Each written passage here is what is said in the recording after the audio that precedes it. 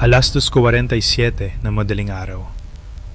5 Ukrainian FP, 2 drones ang humaharurot sa okupadong Crimea sa bilis na 120 kilometro bawat oras. Target nila ang isang Russian train na papunta sa isang depot sa loob ng 87 minuto. Eksaktong ganun lang kahaba ang oras ng mga drone para tawirin ang 160 kilometro ng mapanganib na airspace. Kailangang mahanap at wasakin ng tren. Eksakto ang kalkulasyon pero masyadong dikit sa oras. 40 kilometro sa unahan, isang Russian Kasta 2E. 2 radar operator ang mapapahirap sa kalkulasyong ito. Umiikot ang antena bawat 4 na segundo, nagpapadala ng signal sa bilis ng liwanag. Pinagmamasdan ng operator ang kanyang screen na puno ng mga contact. Isang truck sa M18. Isang water tower malapit sa Armyansk. Isang kawan ng mga ibon na nagbibigay ng mahinang signal na biglang nawawala. May 300 blip sa screen na kailangang suriin sa bawat ikot ng radar. Sa hilagang sektor, may isang mahinang signal. 38 kilometro ang layo, papuntang timog sa bilis na 120 kilometro bawat oras. Yumuko ang operator para mas lalong tignan ng screen. Sa mababang altitude, nakikita ng radar ang lahat. Ingay mula sa lupa, mga sasakyan, at panahon. Sinasala ng software ang karamihan dito gamit ang Doppler shift. Itong physics na nagpaparinig sa sirena ng ambulansya na mas matinis habang papalapit at mas mababa habang palayo. Ganun din ang ginagawa ng radar waves. Ang mga bagay na hindi gumagalaw ay nagre-reflect sa original frequency at nawawala sa screen. Ang mga gumagalaw na bagay lamang ang naiiwan. Ngunit dito nagkakaroon ng problema. Ang drone na tumatakbo ng 120 kilometro bawat oras ay kapareho ng frequency shift ng isang sasakyan sa highway sa ibaba nito. Ang kawan ng mga ibon ay mukhang kapareho rin ng isang maliit na drone na labas-masok sa mga bundok. Kapag ang isang contact ay lumitaw sa isang sweep, nawala sa susunod, at lumitaw uli sa iba, kailangang manghula ng computer. Kadalasan, hula nito ay mga hayop lang at hindi na ito pinapansin. Maaring baguhin ng operator ang desisyon ng computer, pero kailangan niya ng basehan. At sa pagkakataong ito, may dahilan siya. Dapat ay walang air traffic sa sektor na ito sa oras na ito. Lumitaw muli ang contact sa susunod na ikot ng radar. Kaparehong direksyon, kaparehong bilis. 36 na kilometro na lang. Inihanda na niya ang kanyang daliri sa alert key. 170 kilometro sa timog, dumaan ang tren sa isang checkpoint. 82 minuto na lang bago ito makarating sa depot. Paunti ng paunti ang oras at mas lalo pa itong iikli. Sa ikatlong ikot ng radar, nandun pa rin ang contact. 35 kilometro na lang, palapit ng palapit. Nakapatong na ang kamay ng operator sa alert key. Isa pang malinaw na signal at itataas na niya ang alerto sa buong air defense network. Pinanood niya ang antena sa huling ikot nito. Dumaan ang signal sa hilagang sektor. Wala na. Bumaba ang drone sa isang mababaw na lambak na may habang 4 na kilometro. Isang lambak na natukoy ng mga Ukrainian planners mula sa satellite imagery linggo na ang nakalipas. Ang radar ay bumabiyahe sa tuwid na linya, pero ang mundo ay pabilog. Ang transmitter na may taas na 14 na metro ay makakakita lang ng mga target sa itaas ng radar horizon. Kapag bumaba ka sa linyang iyon, sa likod ng bundok o sa loob ng lambak, ang signal ay dadaan lang sa itaas mo. Parang liwanag ng araw na dumadaan sa ibabaw ng anino. Naghintay ang operator. Sa ika-4 na ikot, wala pa rin. Sa ika-5 ikot, may lumitaw na blip sa kabilang dulo ng lambak. Pero masyadong matagal na wala ang track. Inuri ito ng computer bilang posibleng hayop o ibon lamang. Isa lang itong false alarm sa dami ng false alarms sa screen. Matagal niyang tinitigan ang display. May kakaiba sa contact na yun. Masyadong diretso ang direksyon at masyadong matatag ang bilis. Ang mga ibon ay hindi lumilipad sa tuwid na linya sa bilis na 120 kilometro bawat oras ng 3 sunod-sunod na radar sweeps. Pero sabi ng computer, hayop lang ito. Naputol ang track at may 300 iba pang contact na humihingi ng atensyon niya. Bumitaw siya sa alert key at tinignan ang kanyang relo. 0, 2, 5, 3. 3 oras pa bago ang palit duty. Walang kakaibang ngayong gabi. 4 pang FP, 2 drones ang sumunod sa parehong ruta sa loob ng 6 na minuto. Dumaan sila sa lambak na sadyang minapa ng mga Ukrainian planners para sa rutang ito. 0 ang nakuhang confirmed tracks ng Kasta radar. Isang $60 milyong na hardware na dinisenyo para humuli ng mga target na ito, ang natalo lang ng isang 4 na kilometro na hukay sa lupa. At ng isang software na hindi kayang ipagkaiba ang armas sa isang ibon. Natitirang fuel, 68%. Distansya ng tren sa depot, 65 kilometro. Nakalusot ang mga drone sa unang layer, pero alam ng mga operator sa Kherson kung ano ang naghihintay sa gitnang Crimea. Kumpara sa susunod, ang radar na yon ay warm-up pa lang. Ang GPS indicator ay biglang kumislap, nagpakita ng maling data at tuluyang namatay. Ang lead Ukrainian operator ay hindi nagpanik. Inasahan na niya ito. Sa ibaba, ang mga Russian Pole 21 jammers na nakakabit sa mga cell towers ay naglalabas ng 20 watts ng electronic noise sa langit. Ang mga GPS satellites sa taas na 20,000 kilometro ay nagpapadala lang ng signal sa lakas na 100 at 10 bilyong bahagi ng 1 watt. Isang mahinang bulong mula sa kalawakan laban sa isang malakas na sigaw mula sa lupa. Ang pakikinig sa kanila sa gitna ng ingay na yon ay parang pakikipag-usap sa isang rock concert. Nandun pa rin ang mga satellite. Hindi lang sila marinig ng drone. Daan-daang drone ang nawawala sa Ukraine bawat buwan dahil dito. Kung walang GPS, ang mga murang quadcopters ay nawawalan ng direksyon. Parang si Mrs. sa loob ng SM kapag nakakita ng sale sa seasonal aisle. Kahit anong tawag mo sa pangalan niya, hindi kanya maririnig dahil sa dami ng mga nakadisplay na unan. Ganon din ang mga drone.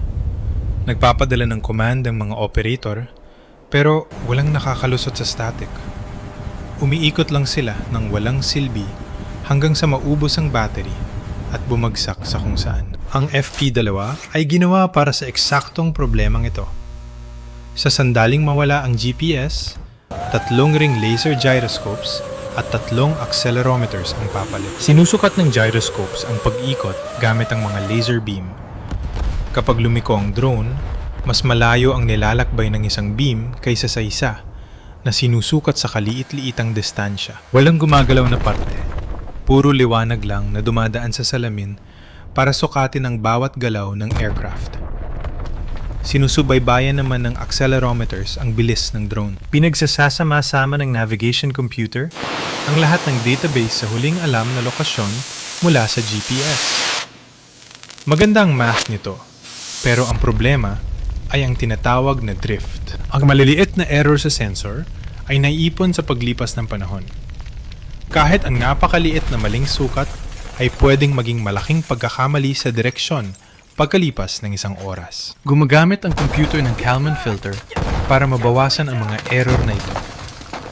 Ngunit kahit ang pinakamagandang filter ay hindi kayang alisin ang drift ng buo. Sa loob ng 70 minutong flight, ang uncertainty sa posisyon ay pwedeng lumaki ng 5 hanggang 8 kilometro. Sapat na ito para magbintis sa target kung umaasa lang sa GPS coordinates. Ngunit ang FP2 ay hindi autonomous.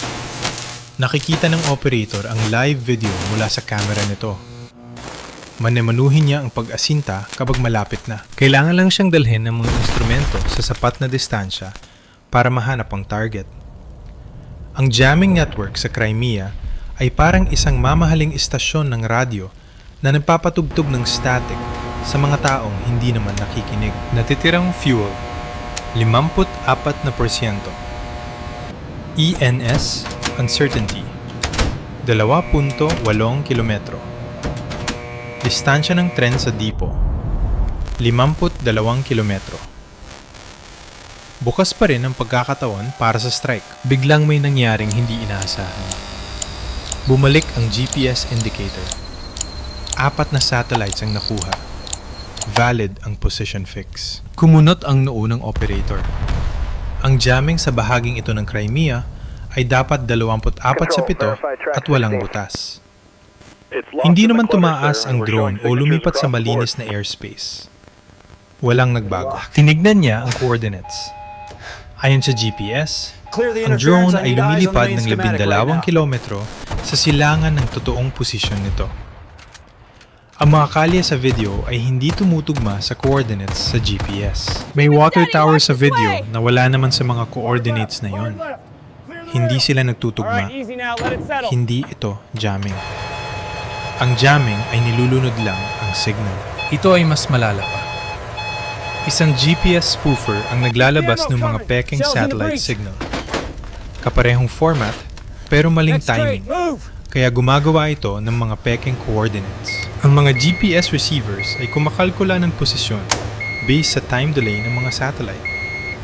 Baguhin mo ang timing ng ilang microseconds at lilihis ang posisyon ng ilang kilometro. Pinaniniwalaan ng receiver ang kasinungalingan dahil ang transmitter sa lupa ay laging mas malakas kaysa sa satellite sa kalawakan.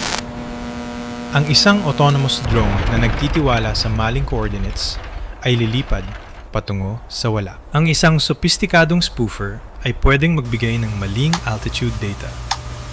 Pwedeng maniwala ang autopilot na mataas pa ito, kaya itutuloy nito ang paglipad hanggang sa bumagsak sa lupa. Ginawa ng mga Russians ang sistemang ito para pabagsakin ang mga Ukrainian drones nang hindi nagpapaputok.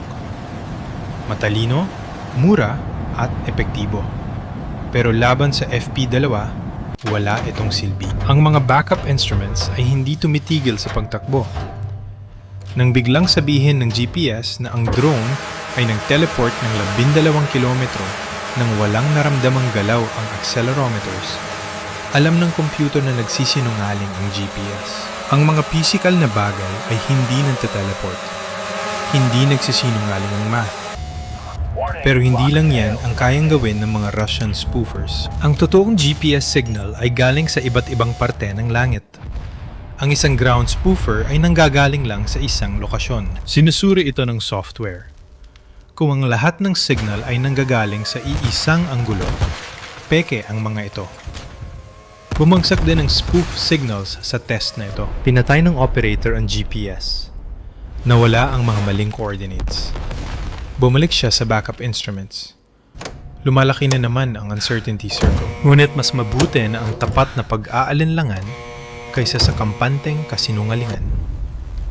Naubos ang 30 segundo sa kaguluhang ito. Samantala, ang tren ay nakalayo na ng 600 metro patungo sa ligtas na lugar. Natitirang fuel, 41%. ENS uncertainty, 4.1 kilometro. Distansya ng tren, 35 kilometro. Ang pagkakataong sapat lang sana ay naging kulang na ngayon. Binilisan ng operator ang throttle.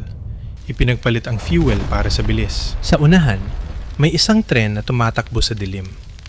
Mayroon na lang siyang 10 minuto para mahanap ito bago siya maabot ng air defense ng Dipo. Lumipat ang operator sa thermal at sinimulang iscan ang riles.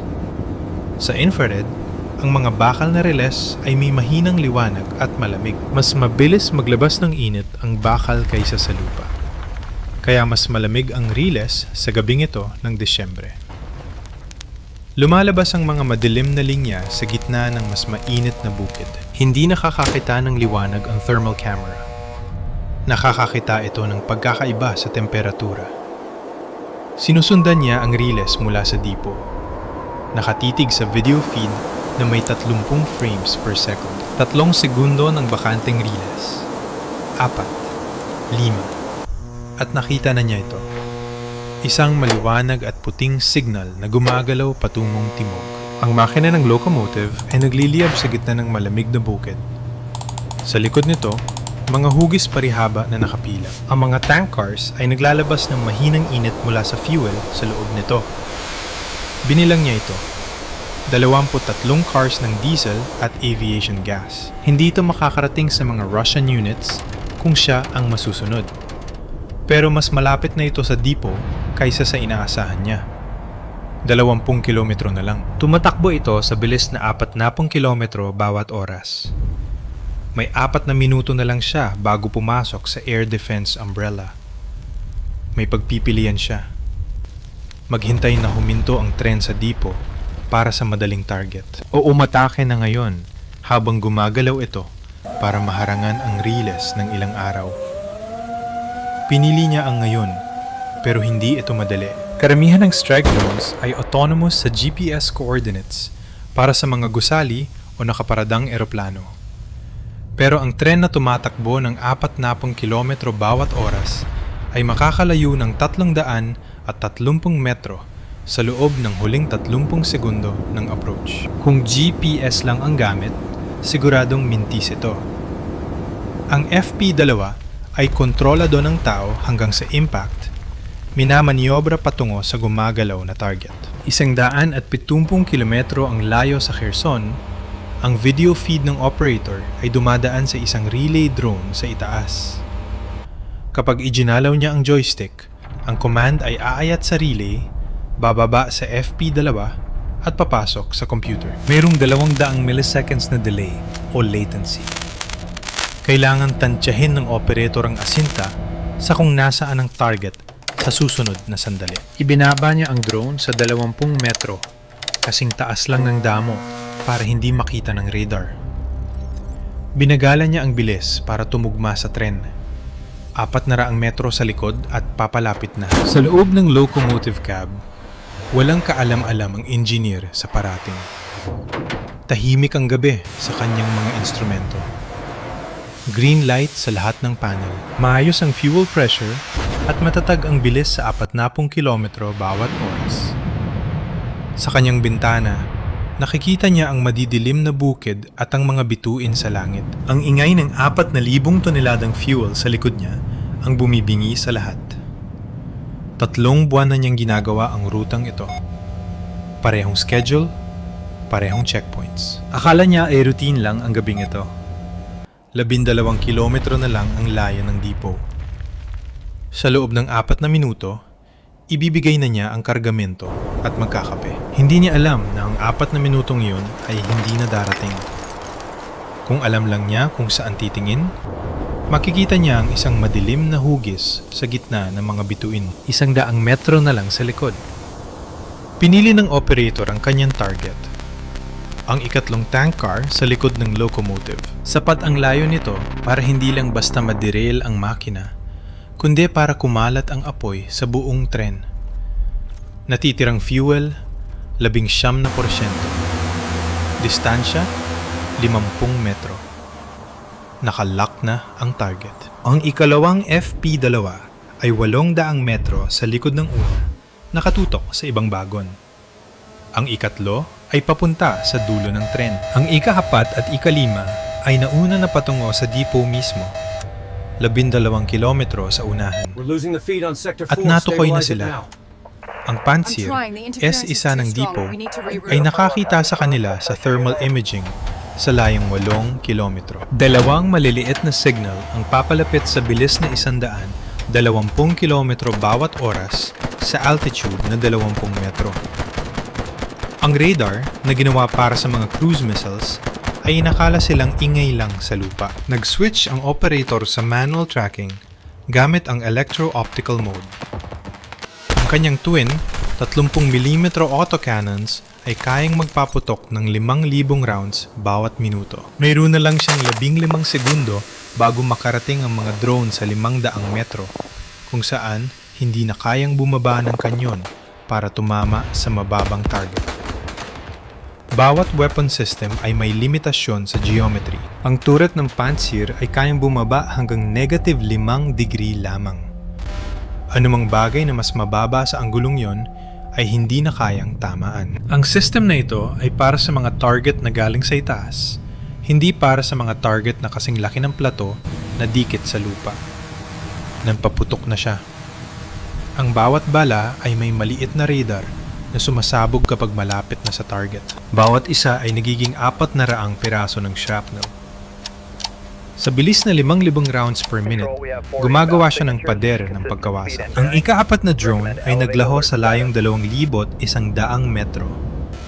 Tinamaan ang battery pack nito. Agad namang bumaba ang ika-5 drone sa 10 metro at lumiko ng matalim sa kaliwa. Sinububukan ng gunner na habulin ito, pero ang mga bariles ng kanyon ay nagbabaga na sa init. Sa bilis ng putok nito, ang friction at init ng pulbura ay mabilis na nagpapadumino sa bakal. Magsisimulang lumambot ang bakal sa 400 degrees Celsius. Kailangang itigil ang putok para palamigin ang mga bariles ng 12 segundo. Dito na nakalusot ang ika-5 drone. Natitirang fuel, 7%.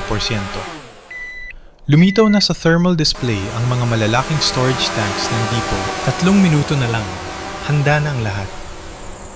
Ang unang FP-2 ay tumama sa ika-3 tank car noong 0357 local time. Ang high explosive nito ay bumasag sa bakal at tumama sa 40,000 liters ng diesel. Ang fuel ay kumalat at nagliyab. Ang diesel ay hindi sumasabog na parang gasolina. Pero ang 40,000 liters na nasusunog sa loob ng isang tangke ay masama pa rin. Ang temperatura sa gitna ay lumampas sa 1,000 degrees Celsius. Sa loob ng cab, ang engineer ay tumalsik sa kanyang console. Naglabasan ang mga warning lights sa lahat ng panel. Sa kanyang rear window, nakita niya ang kulay orange na langit. Ang kanyang kargamento ay naging isang pader ng apoy. Susubukan sana niyang magradyo sa depot, pero tumama na ang ika-2 FP-2. Dahil hindi na gumagalaw ang tren, naging madali na ang asenta. Pumili ang ika-2 operator ng bagon sa dulo para siguradong walang makakaligtas. Isa pang malaking bulang apoy ang pumailan lang sa langit. Ang ika-3 drone ay sumunod pagkalipas ng 8 segundo, tumama sa gitna ng pormasyon. Ang riles ay naging isang koridor ng nagminingas na fuel sa habang 400 metro. 12 kilometro sa timog. Ang ika-5 drone ay nasa huling approach na sa depot. Pinili ng operator ang target, ang mga fuel storage tanks. Kung wala ng paglalagyan ng fuel, mawawala ng silbi ang mga tubo at track dito. Distansya, 200 metro. Nag-flash na ang red warning para sa battery. 4% na lang. 100 metro, 3%. Namatay ang mga motor sa layong 50 metro mula sa target. Umiikot na lang ang mga propeller ng walang silbi. Pero ang drone ay tumatakbo pa rin sa bilis na 120 kilometro bawat oras. Ang baldado ng drone ay tumuloy sa target gamit ang physics lamang. Impact. Sumabog ang tangke. Naputol ang mga tubo at kumalat ang apoy sa buong pasilidad. Nagkaroon ng mga secondary explosions habang kumakalat ang apoy sa bawat tangke. Ang buong timog na langit ay naliwanagan ng sunog. Pinanood ng Panzer gunner ang kanyang screen habang pinalalamig ang mga bariles. Ang $20 milyong na technology ay nakatitig lang habang ang isang drone na wala ng kuryente ay tinapos ang misyon nito. Sinuntok niya ang kanyang console. Isang drone lang ang nakalusot.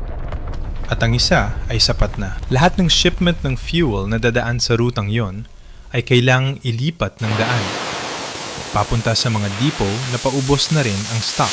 Mga depot na kasalukuyan ang pinapanood ng Ukrainian intelligence. Hanggang sa muli.